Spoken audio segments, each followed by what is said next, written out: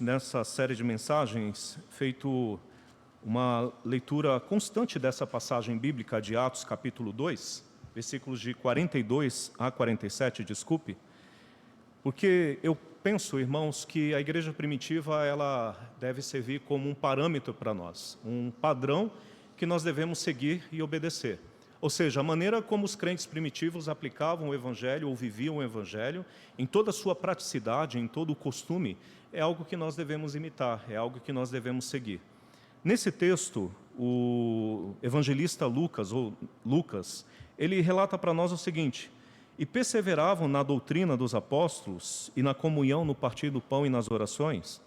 Em cada alma havia temor, e muitos prodígios e sinais eram feitos por intermédio dos apóstolos. Todos os que creram estavam juntos e tinham tudo em comum. Vendiam as suas propriedades e bens, distribuindo o produto entre todos à medida que alguém tinha necessidade. Olha o versículo 46. Diariamente perseveravam unânimes no templo. Partiam pão de casa em casa e tomavam as suas refeições com alegria e singeleza de coração, louvando a Deus e contando com a simpatia de todo o povo. Enquanto isso, acrescentava-lhes o Senhor dia a dia o que iam sendo salvos. Irmãos, estar na igreja não é importante apenas pelo fato de nós separarmos um tempo para Deus, que foi o nosso primeiro princípio. Ao mesmo tempo, estar na igreja não é importante apenas pelo fato de você considerar este lugar como um lugar consagrado, onde Deus reúne o seu povo para receber a sua adoração. Ao mesmo tempo, você não deve vir para a igreja apenas pelo fato de você ter que cultuar o nome do Senhor, sendo você um servo de Deus, porque obviamente é isso que se espera dos discípulos de Cristo. Mas o estar na igreja, irmãos, é importante pela sua identificação como parte do povo de Deus. Ou seja, o fato de você ser um crente em Jesus Cristo, naturalmente traz a expectativa de que nos dias de culto você aqui esteja. Irmãos, é inevitável que nos dias de culto público você não venha a ser esperado na casa do Senhor, na igreja do Senhor. E não é só porque o pastor vai sentir saudade de vocês, como eu já havia declarado que sinto quando vocês não estão aqui. Não é só pelo estabelecimento de ordem, ou o princípio de ordem estabelecido em Hebreus 10, 25, onde diz claramente, sem qualquer tipo de dúvida ou interpretação: não deixem de congregar. É isso que a palavra de Deus nos ensina. Mas a sua presença na igreja é esperada por aquilo que você é. Ou seja, você é um crente em Jesus Cristo.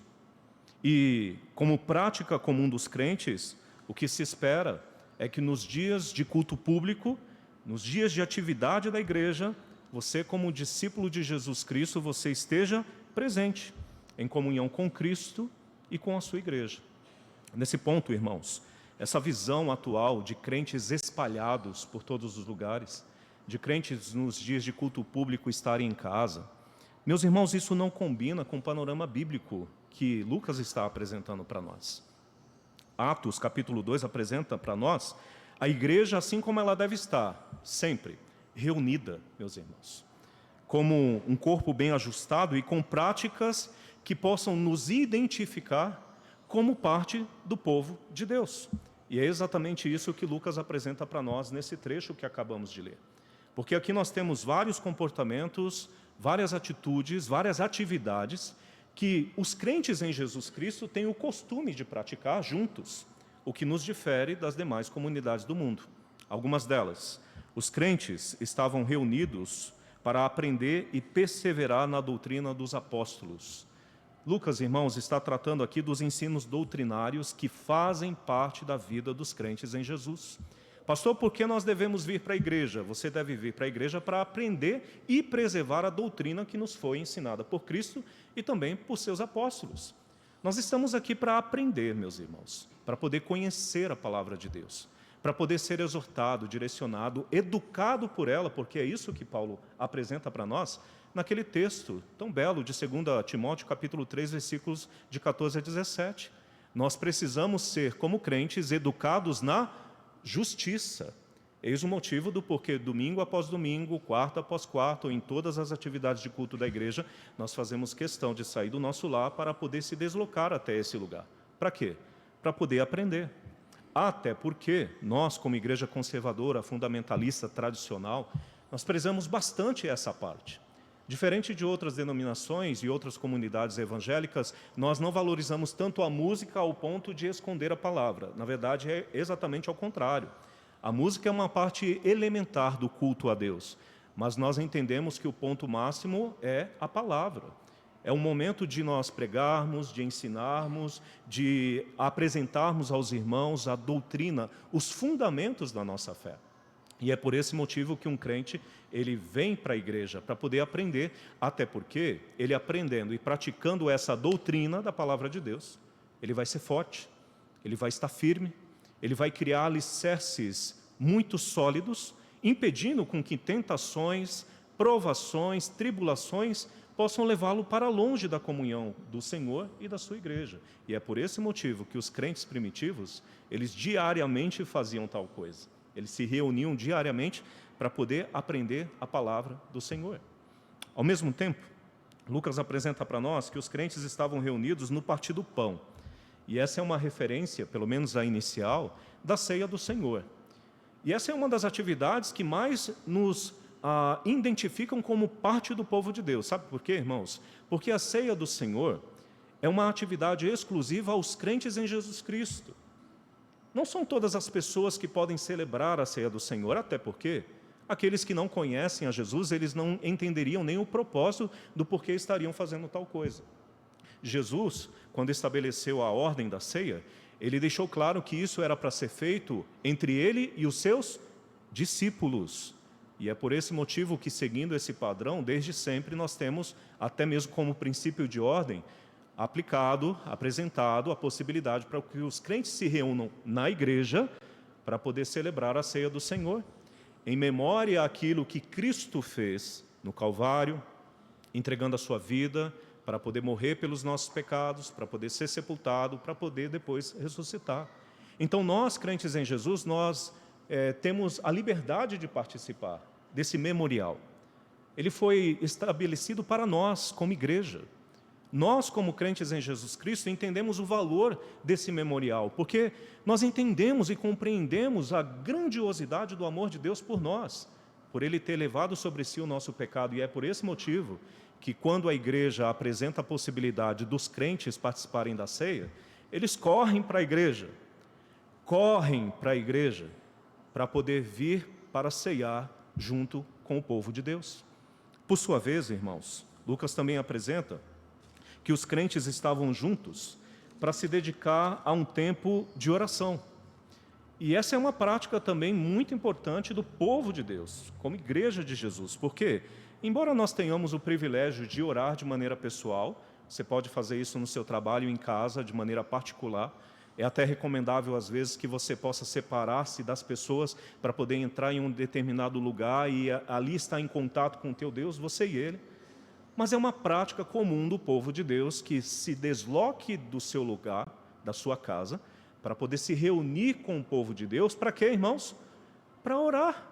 Até porque nós realmente acreditamos naquilo que Tiago nos ensina. A súplica dos justos pode muito em seus efeitos. Eis o motivo do porquê, desde sempre, nós temos a tradição daquilo que nós chamamos de culto de oração. É um momento onde os crentes estarão se reunindo para poder orar, para poder interceder, para poder apresentar os seus anseios, não só a Deus, mas à igreja. Apresentar as suas dificuldades, os seus problemas, as suas ansiedades, as suas necessidades de modo geral. É nesse momento que nós, de fato, como igreja, estamos compartilhando as nossas lutas, os nossos problemas, mas, claro, também as nossas alegrias, porque no culto de oração nós temos a prática de apresentar a Deus as nossas ações de graças. E como é bom, irmãos, como igreja do Senhor Jesus Cristo, estar ciente daquilo que tem dificultado a tua vida. Porque isso implica para mim a responsabilidade de eu não só dentro da igreja, quando estiver reunido com você, mas até depois dela, dobrar os meus joelhos a Deus e interceder em favor de você. Porque é exatamente isso que se espera de um crente em Jesus. Ao mesmo tempo, como é alegre para nós poder saber que Deus está abençoando a sua vida, de que você está bem com Cristo, isso me alegra, isso alegra a igreja. Saber que você, apesar das dificuldades e problemas, ainda assim você tem motivos para glorificar o teu Deus. E que belo testemunho, irmã Cleonice, você colocou no grupo da igreja. É isso que faz com que nós sejamos uma família cristã. É estar aqui juntos para poder apresentar os problemas mútuos, as alegrias mútuas. E o culto de oração é uma boa possibilidade para isso. Pena que diante das tantas necessidades e diante das tantas alegrias que nós poderíamos compartilhar como igreja, este, infelizmente, é um dos cultos menos prestigiados, o que ainda tem sido uma realidade não só da nossa igreja, mas de muitas outras. Uma pena. Por sua vez, meus irmãos, os crentes estavam juntos nas distribuições diárias, e isso também está ligado à identificação deles como parte do povo de Deus. Por quê? Porque aqui, irmãos, nós temos aquela prática da caridade cristã. Porque os crentes primitivos, eles entendendo que alguns outros irmãos tinham uma vida, digamos, um pouco mais limitada, tinham dificuldades, eles se prontificavam a atender a necessidade desses irmãos. Tanto é que alguns, no uso da sua fé e generosidade, eles acabavam até mesmo vendendo parte das suas propriedades para poder ajudar os irmãos mais necessitados. E embora a gente não faça isso na mesma proporção que os crentes primitivos faziam, ainda assim tem sido uma prática da igreja, dessa em particular. Nós, como família de Deus, nós cuidamos uns dos outros. É o identificar uma necessidade, um problema, alguma coisa que realmente está o irmão precisando, necessitando, nós, como crentes em Jesus, nós temos a predisposição e devemos ter de poder auxiliar esses irmãos. Mas a bênção de você poder fazer parte de uma igreja e estar na igreja é que se você tem a possibilidade de ajudar, você também, como parte dessa igreja, tem a possibilidade de receber essa ajuda, esse auxílio. E é por esse motivo que se faz tão importante você não viver desgarrado do rebanho, mas você está próximo dele, ligado a ele, até porque isso nos ajudaria e muito a identificarmos as necessidades, seja elas quais for, que você possa ter, que a igreja, o corpo de Jesus, possa vir a suprir. Os crentes estavam juntos, irmãos, também, para poder, claro, cultuar o nome do Senhor. E aí eu chamo a atenção dos irmãos mais uma vez para as palavras que Lucas usa, porque ele diz que os crentes faziam isso diariamente. Diariamente os crentes deixavam suas ocupações para poder se dirigir ao templo para poder cultuar o nome do Senhor. Era uma prática diária. Eu fico, por exemplo, pensando às vezes, se me desse uma doideira na cabeça e colocasse um plano para os irmãos. Irmãos, vamos abrir a igreja todos os dias. O que vocês acham? Pastor, eu trabalho, pastor, tem isso, tem aquilo, tem a minha faculdade, tem... Eu entendo, irmãos, que talvez, dentro do nosso contexto atual, diante de todas as correrias que temos, talvez a gente não conseguiria atender bem essa meta, esse plano. E isso, obviamente, dificulta a vida dos irmãos, porque eu entendo e sou sensível às suas necessidades e dificuldades. Eis o motivo, não porque o pastor Danilo, mas muitos, lá no passado, por exemplo, para as igrejas conservadoras batistas, estabeleceram pelo menos 2 dias oficiais de culto, ou seja, quarta e domingo. Mas como eu já falei, esses dias, quarta e domingo, não representam mais do que 6 horas da sua semana, de 128 horas. E nem sempre nós conseguimos realmente estar presentes nos dias que foram separados e adequados para que você pudesse estar aqui, fazendo aquilo que se espera de você como um salvo em Jesus. Os crentes iam para a igreja, irmãos, naquele tempo primitivo, diariamente, e eu chamo a atenção dos irmãos para uma outra palavra, um outro termo que Lucas utiliza aqui. Eles faziam isso de forma unânime. Os irmãos sabem o que isso quer dizer? Não havia desaprovação de ninguém. Na verdade, isso me faz acreditar que quando havia o convite, irmão, vamos lá para o templo cultuar o nome do Senhor, vamos! Alegrei-me quando me disseram, vamos à casa do Senhor. Eles faziam isso de maneira unânime, não havia voto contrário. Eles estavam juntos, reunidos, como a igreja deveria estar. Os crentes irmãos estavam juntos também, de acordo com Lucas, para poder recepcionar os novos convertidos. Isso é o que diz para nós o versículo 47. Porque qual o resultado da igreja estar unida, reunida, fazendo a vontade de Deus? Crescimento. O Senhor salvava aqueles a quem Ele queria e desejava salvar, e eram estes novos convertidos que eram ligados à igreja e reunidos a esse corpo que estava ajustado, reunido, juntos e assim por diante. Meus irmãos, diante de todos esses argumentos que Lucas utiliza, talvez um dos que mais me chamou a atenção e que me chama a atenção é a palavra comunhão. A igreja vivia em comunhão. E eu gosto muito dessa palavra porque no uso do verbo original koinonia, ela trata da ideia de um grupo de pessoas que estão unidas por compartilhar das mesmas crenças, ideias e valores. Pessoas que, por causa dessas crenças, ideias, valores que são iguais, se tornam parceiros, companheiros, como verdadeiros irmãos. E eu penso que este é um dos grandes privilégios que nós recebemos da parte de Jesus Cristo, irmãos. Nós estarmos na igreja e fazermos parte da igreja, porque isso nos identifica como povo de Deus. E é isso que a palavra do Senhor nos ensina, pois veja o que está escrito em 1 Pedro, capítulo 2, versículos de 9 a 10.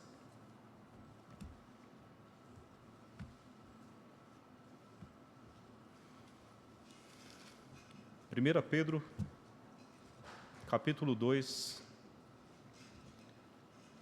versículos de 9 a 10.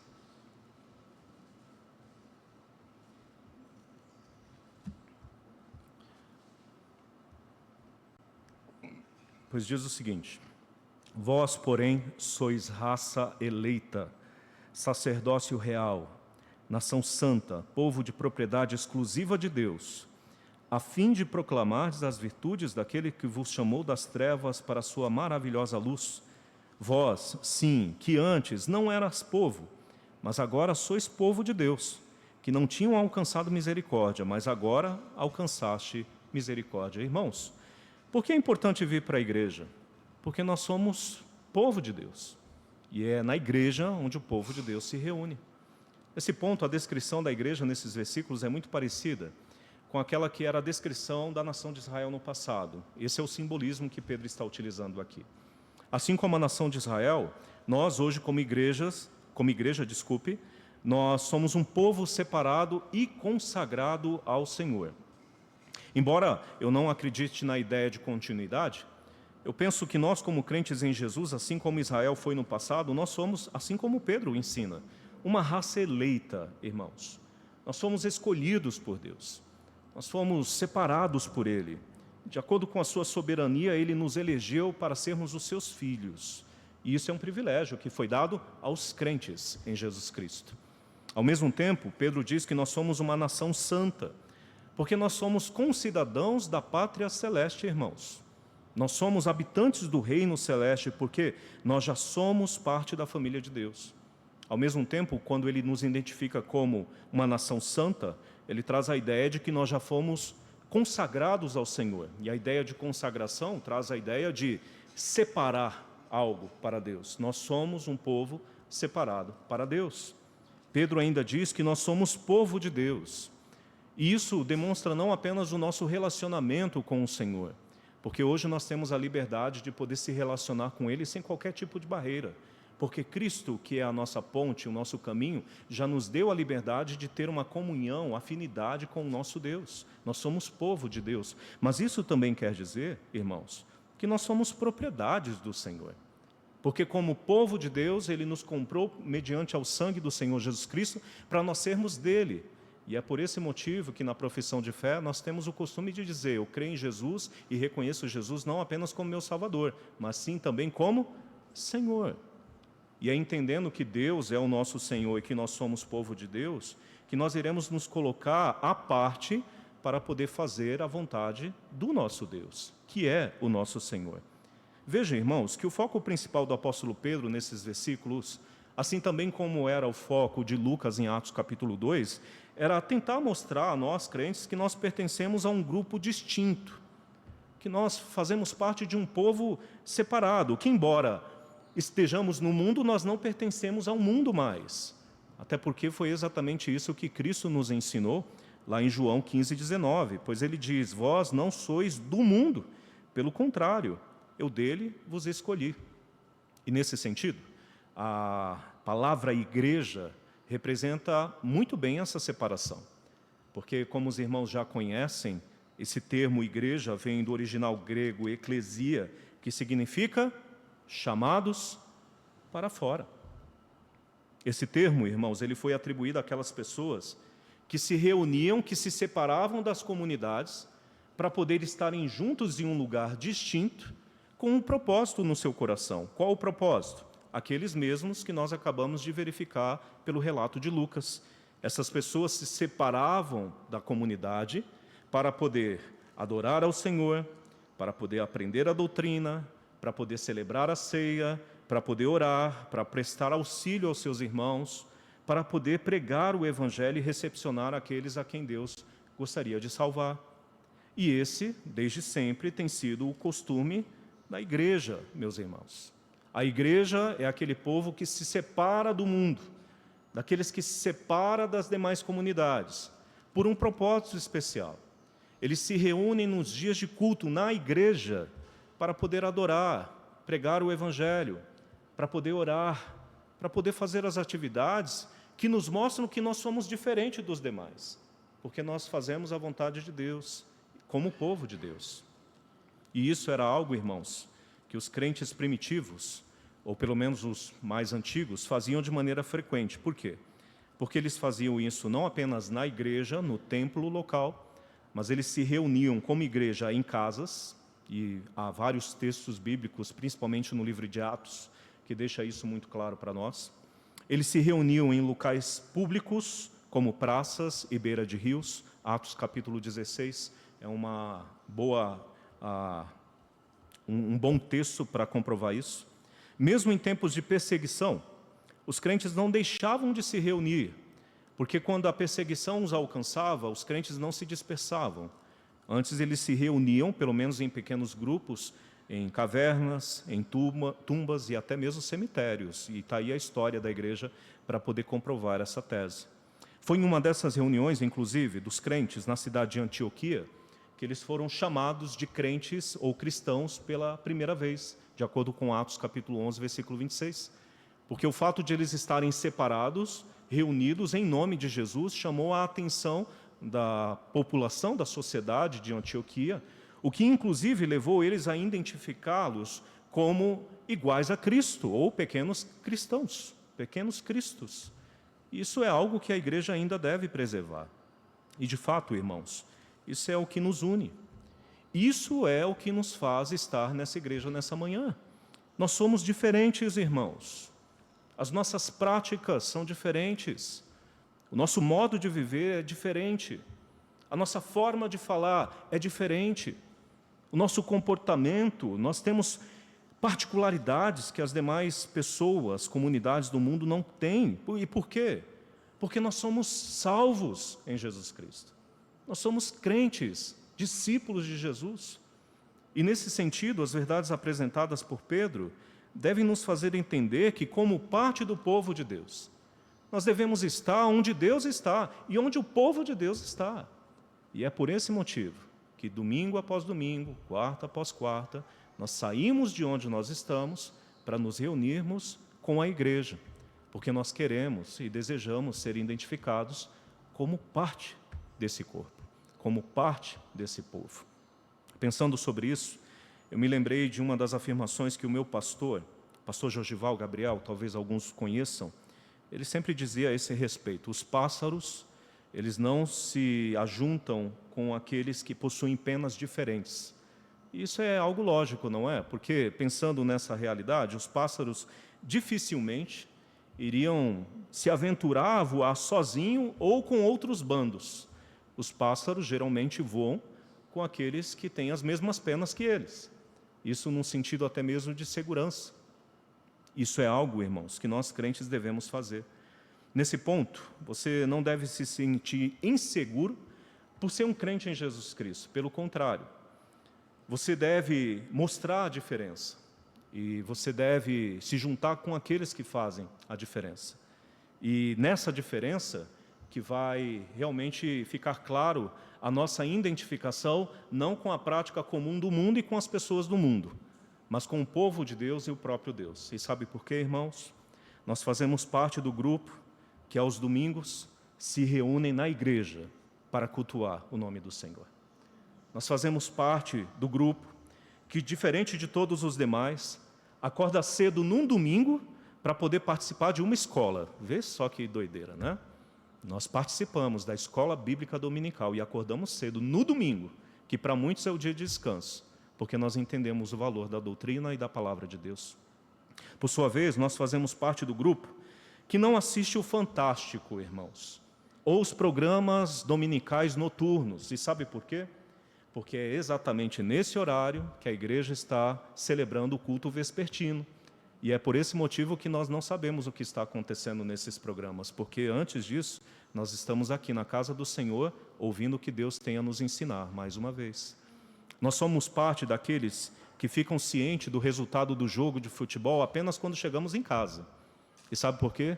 Porque é exatamente no horário do jogo que nós estamos nos arrumando para vir para a igreja. E nós só voltamos para casa depois que o jogo já terminou. Embora ali na porta, depois que o culto terminar, fique à vontade para ver. Hoje vai ser um dia, né, irmão Cesídio? Muito bem, mas só depois, irmãos. Nós fazemos parte do grupo que aos domingos não colocamos roupa de ginástica para poder ir correr no parque. Antes nós colocamos as nossas melhores roupas, gravatas, ternos, os melhores vestidos. E sabe por quê, irmãos? Porque nós nos preocupamos mais com a nossa saúde espiritual do que a nossa saúde física. Isso é o que nos separa das demais comunidades do mundo. E para um crente que já entendeu o valor de viver em comunidade, estar reunido com a igreja nunca será um fardo, irmãos. Pelo contrário, será um grande motivo de alegria. Meus irmãos, esse salmo, ele faz parte daquela categoria dos salmos chamados salmos de romagem. E esses salmos, essa coletânea de salmos, ele tem uma característica muito interessante. Geralmente, estes eram salmos que os israelitas utilizavam quando eles estavam saindo dos seus lares em direção à casa do Senhor. Lembre-se que, de acordo com a palavra ou a ordem de Deus, cada israelita deveria comparecer à casa do Senhor, o templo de Jerusalém, pelo menos uma vez por ano.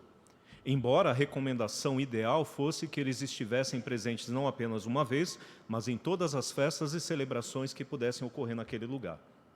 Uma vez que os crentes entendiam essa ordem e se voluntariavam para poder praticá-la, eles não faziam isso com pesar, mas na verdade faziam isso com grande alegria. Fazendo uso das palavras de Davi, estes crentes, irmãos, esses salvos, esses justos do Antigo Testamento, quando estavam se deslocando à casa de Deus, eles cantavam alegremente a bênção que é poder fazer parte do povo de Deus e estar reunido com o povo de Deus. Alguns historiadores acreditam que Davi escreveu esse salmo quando ele estava sendo eleito como rei de Israel. Naquela ocasião em que a tribo de Judá, assim como as demais tribos de Israel, se reuniram em Jerusalém para poder pedir a ele que fosse o seu rei.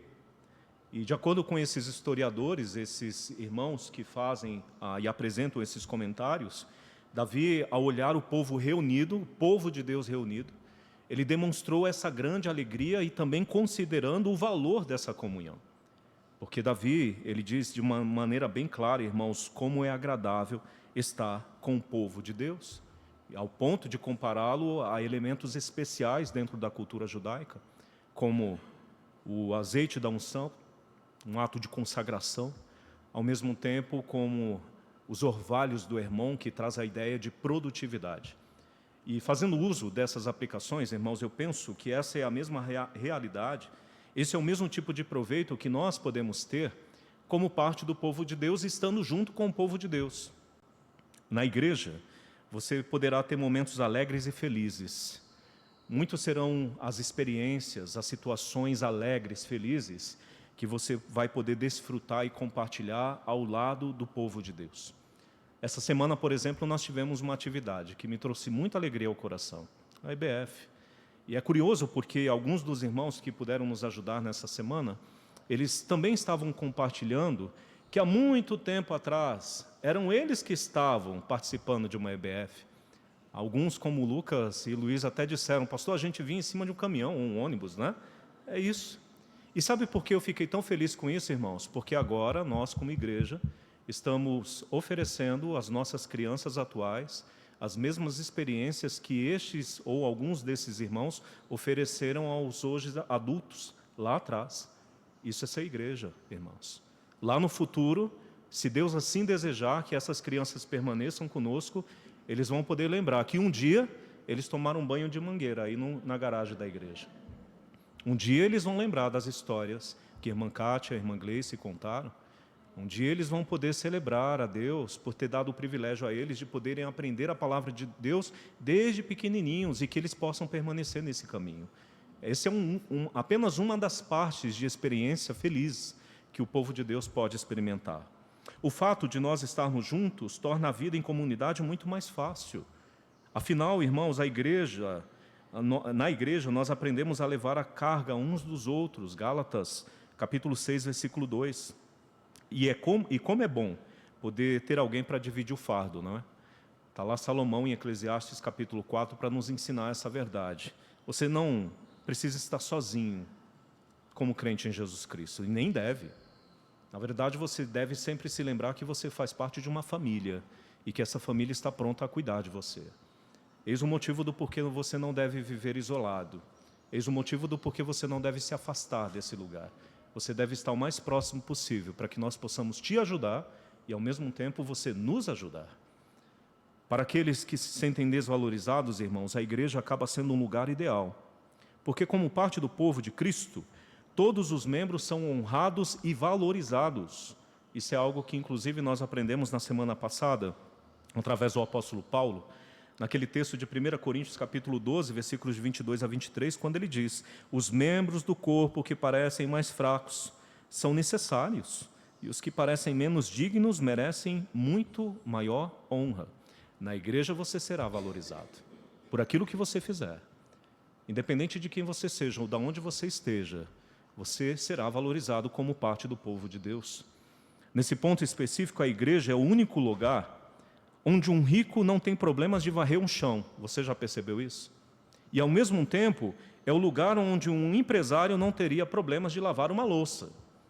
Na igreja, meus irmãos, todos nós estamos prontos a servir uns aos outros, porque nós reconhecemos que isso é um dos grandes privilégios que nós temos em Jesus Cristo. A igreja é o único lugar onde o patrão faz papel de servo e o servo faz papel de líder, porque essas são uma das possibilidades que a igreja pode oferecer àqueles que fazem parte dela. A igreja é o local onde as suas necessidades podem ser supridas, sejam elas físicas, emocionais e principalmente espirituais. É aqui que você poderá encontrar bons amigos e pessoas que possam lhe aconselhar e também te ajudar.